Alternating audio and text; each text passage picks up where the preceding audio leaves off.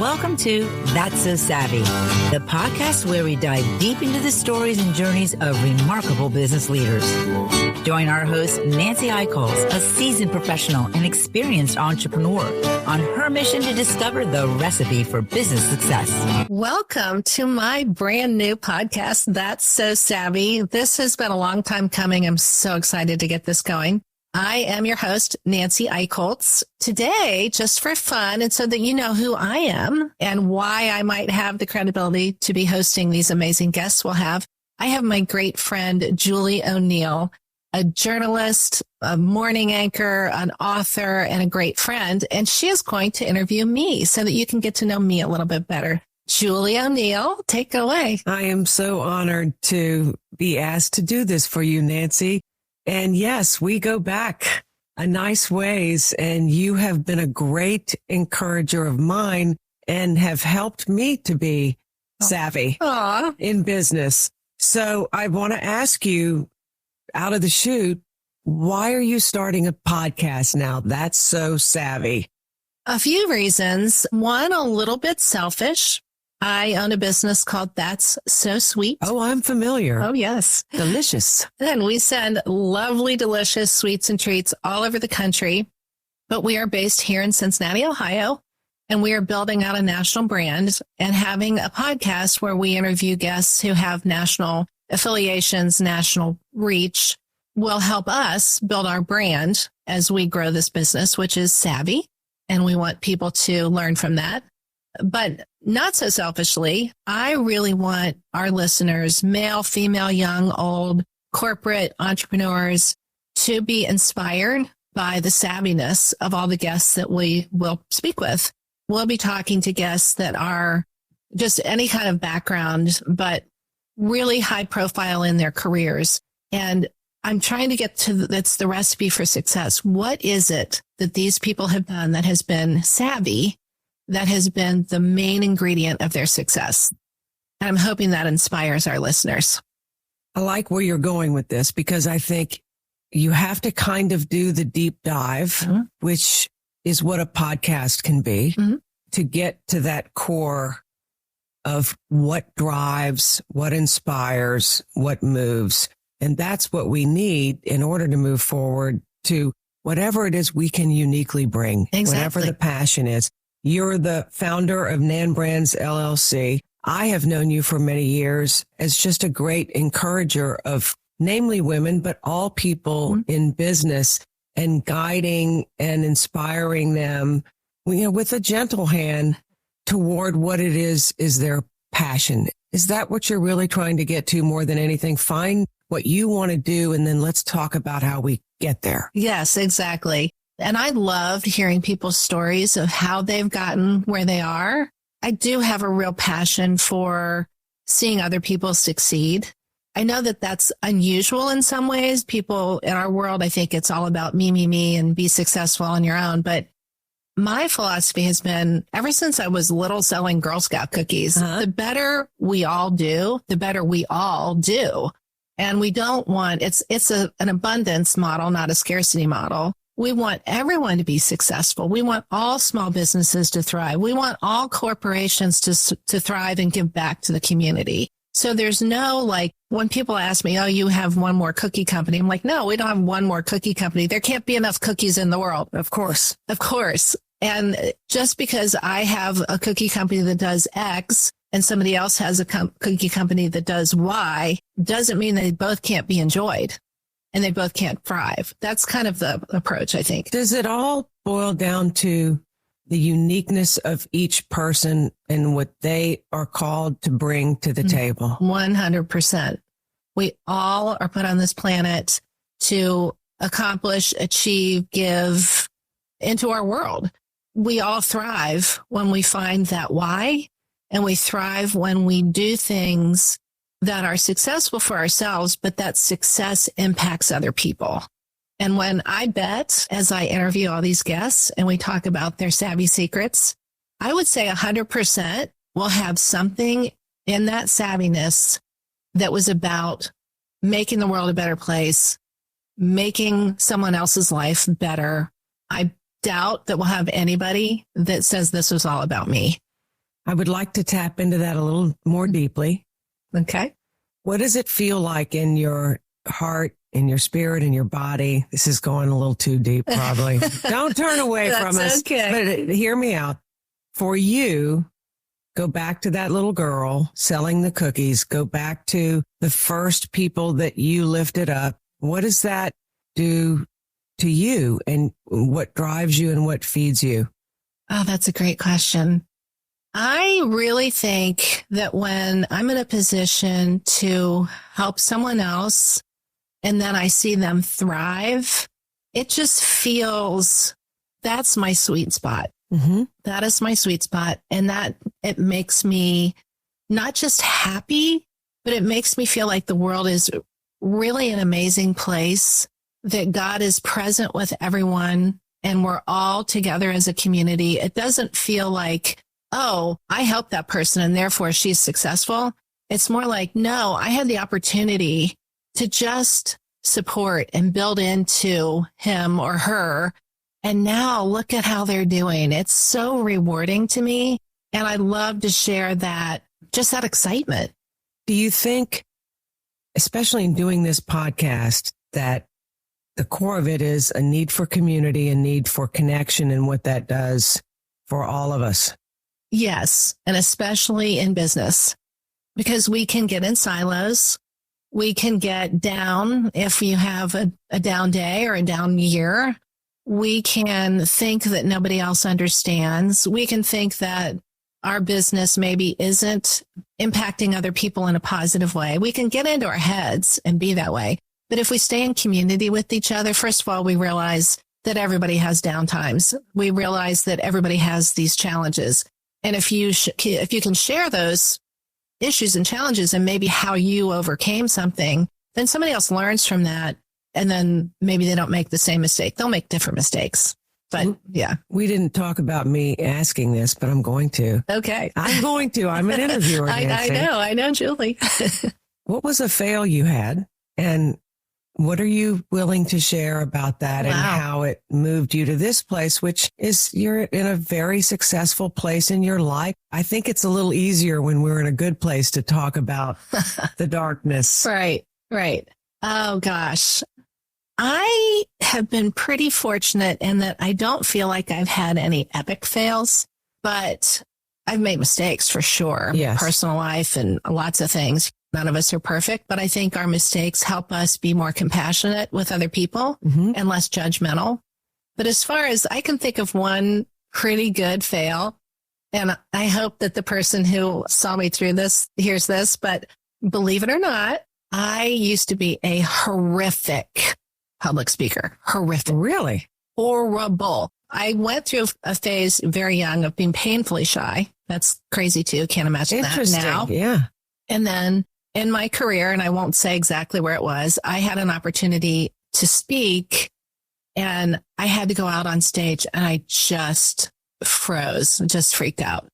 And I got through it, but my manager was so mad at me and so disappointed in me. And that was probably worse than not doing well on stage. It was like, oh, I really respect this woman and I really let her down. But instead of saying to myself, okay, I'm never going out on stage again, I was like, gosh darn it, next time I am going to be really prepared and I'm going to figure out how to do this. And so now, shoot, I can walk onto any stage and really, as long as I know my content and what I'm supposed to be talking about, I'm great. I'm very comfortable. And I think I just kind of turned that around into, I'm just talking to people. Yes. I'm having a conversation. It's just one way instead of a dialogue. Preparation is a lot. Yeah. You know that in your little world. Deep breathing.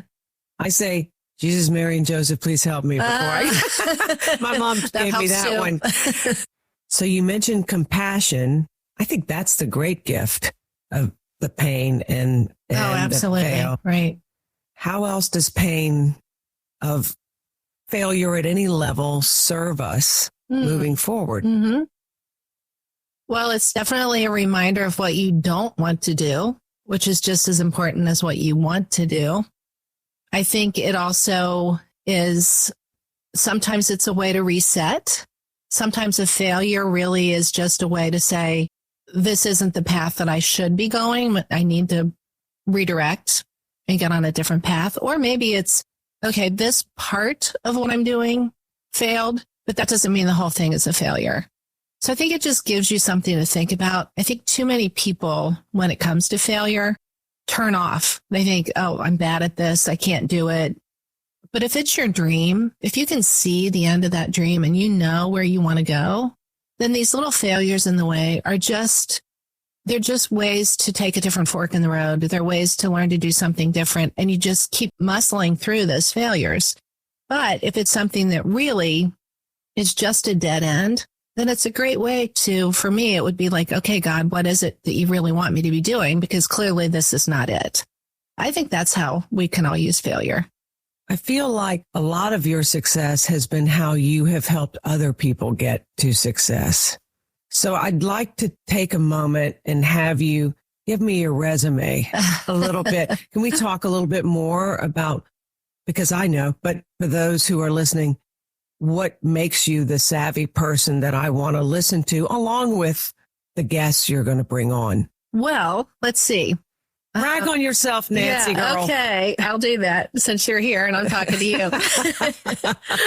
Well, savviness means shrewdness, practical knowledge, the ability to make good judgments. Mm-hmm. I think my whole life has set me up for where I am and set me up to be savvy and to help other people be savvy. Like I said, I started selling Girl Scout cookies, third grade? Uh-huh. And I was determined to sell the most Girl Scout cookies. And it wasn't just because I wanted to win and be the top seller, but I think it was like if our Girl Scout troop sold the most cookies, we got to go on this really awesome overnight camping trip, which I thought was so cool.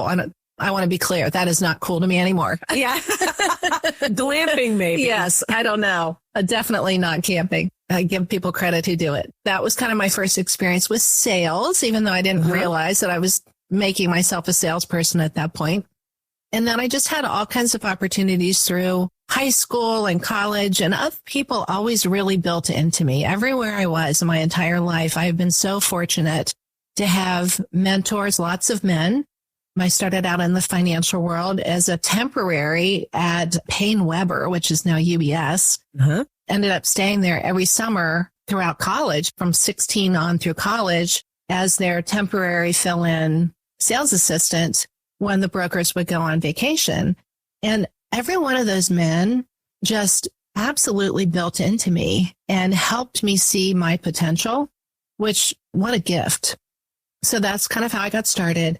Then I was in media sales, where I met a lot of really amazing people, and I keep bumping into those people, and I can really relate to that sales process. I don't know what it's like now. That was 100% commission.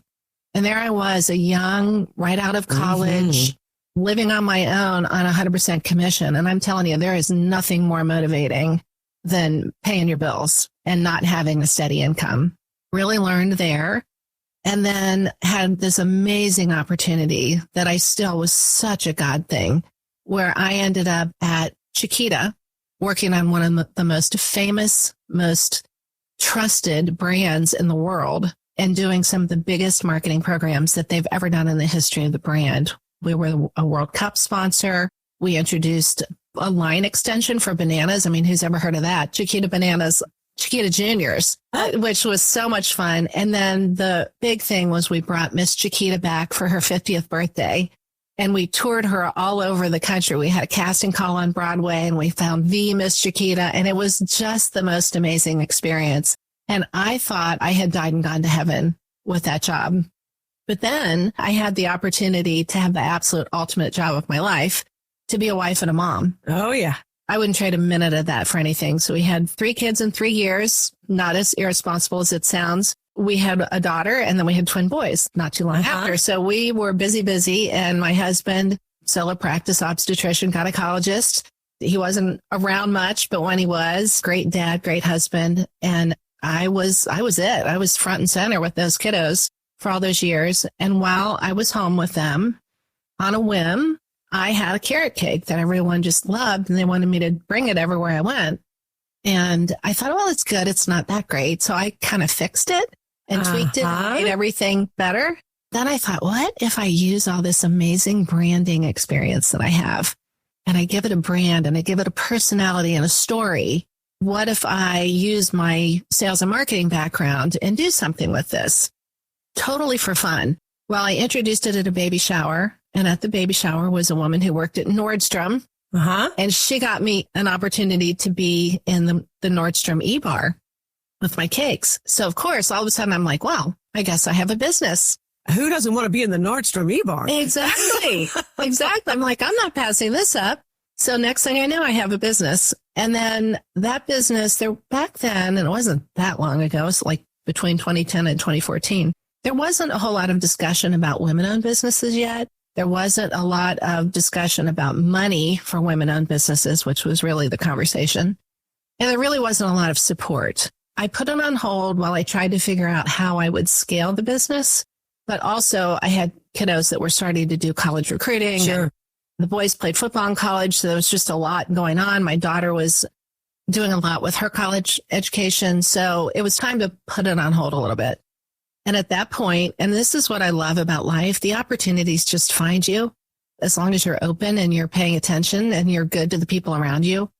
So I had the opportunity to take over the Women's Business Accelerator here in the region in Cincinnati, Northern Kentucky, renamed it Aviatra Accelerators because we were helping women take off. Yes. The whole I remember the big rename. Yeah. Oh, yeah. I was supposed to come in and kind of be the change agent, turn it around, get it really poised to go national. About 2 or 3 years. Well, 8 years later, because I absolutely fell in love with the mission. And I think about all the amazing women and other people, men too, that I met during that time and how inspired I was by their stories and how much I loved building into all of these people. And I loved seeing these women be successful.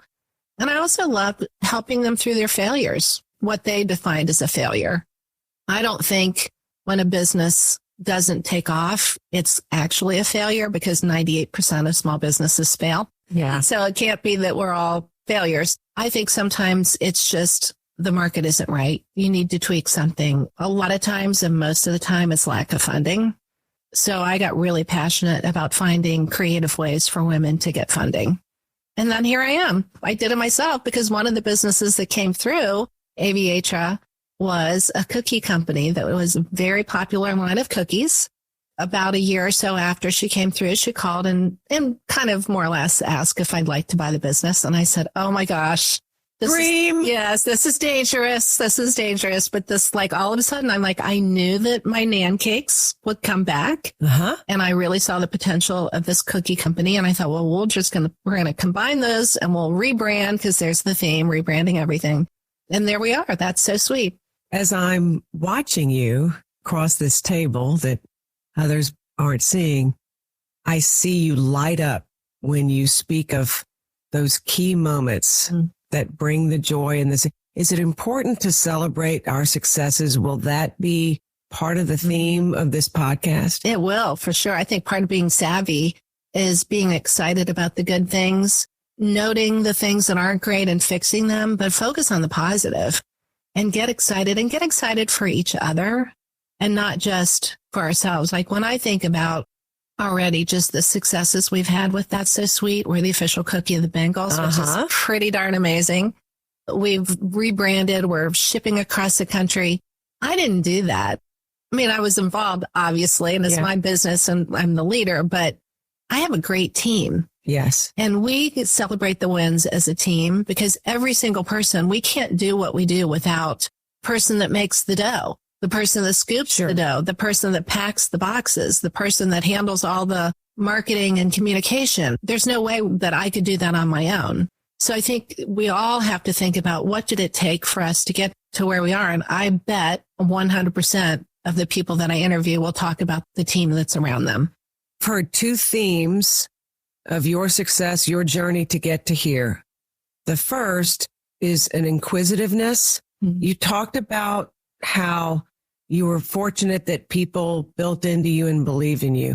I think your natural curiosity to learn was a contagious thing that drew them to you. I hope so. That's a great way to put it. I never thought about it that way. Yeah. When people see that young person, let's go back to your first days, you're all commissioned. When they see somebody that is going for it and taking the world by storm and asking lots of questions, don't you think that drew people to you? Good for her. Isn't that a piece of it? I'm probably right. I hope that they saw that I was going to be successful, which in turn would make them successful. And that's the relationship, which is the key to all sales and really all success in life, is understanding the importance and wanting to have relationship, not just how can this person help me, but really knowing that person and a desire genuinely to serve that person as well. Right. It has to be a two-way street. Your relationships have been the absolute foundation of why you are where you are today, because you have genuinely cared about those relationships. Oh, absolutely. I would trade off a lot of things before I'd trade off my relationships. All right. I have a question for you. Okay. You're going to ask your guests what their walk-on song is.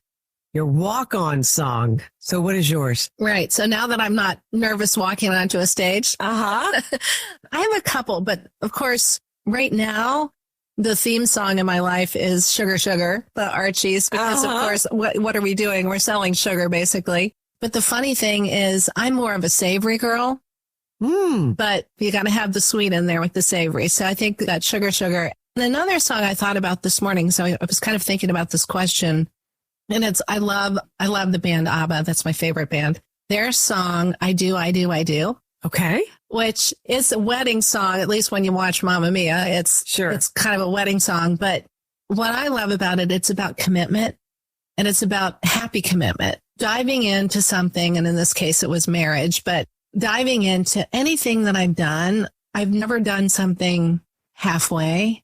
When I decided to jump off the corporate ladder, which I knew was a risk, and to go home and be home with my children, it was I do, I do, I do. I was 2,000% into raising those children and having a happy home and having a happy husband. Yes. And being a wife, a community member. I stayed very engaged in the community, but my priority was always those kiddos. Yeah. And that's just my way of doing it. I think you can be a corporate executive and still be super committed to your family. I'm not saying it's all or nothing, but for me, that I do, I do, I do. And when I decided to do this, take over this cookie company and build That's So Sweet, it's I do, I do, I do every day. Yes. Go big or go home. Exactly. And you can't give all to everybody all the time, but there's a nuance to when the kids need a little more than usual, when the business needs a little more than usual. Right. And you're going to help us navigate that in the coming months and years. Yes. This podcast. Yes. Oh, here's another question that you'll be asking people. If you could close your eyes and wake up anywhere in the world, where would that be? Well, since it's a really dreary, rainy day in Cincinnati today, pretty much any place sunny. But let's see. I think if I could close my eyes and wake up somewhere, I would like to wake up in New Zealand. Really? It's totally different than Cincinnati. I don't think there's any comparison. I used to have, when I was at Chiquita, I would talk to a gentleman in New Zealand, and we had a funky time of day because of his hours, my hours. And I was helping them market Chiquita bananas in New Zealand when they first started having Chiquita in that country.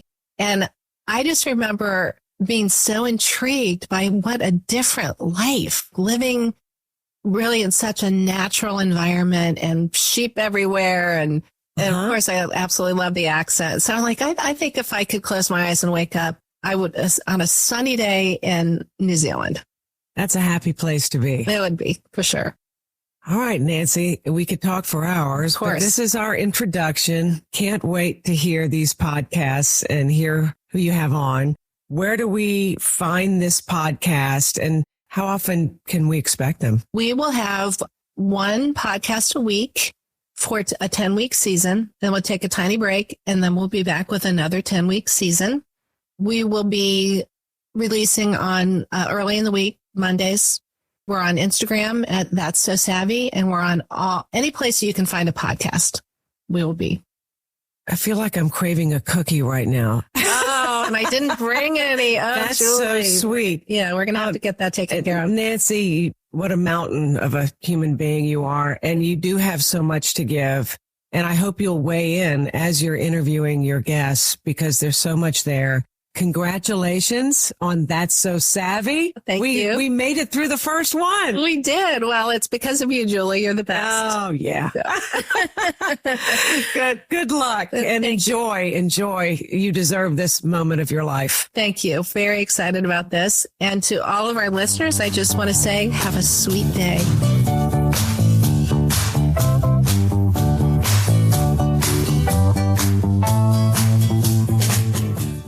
To support this podcast, visit us at patreon.com. That's So Savvy Podcast.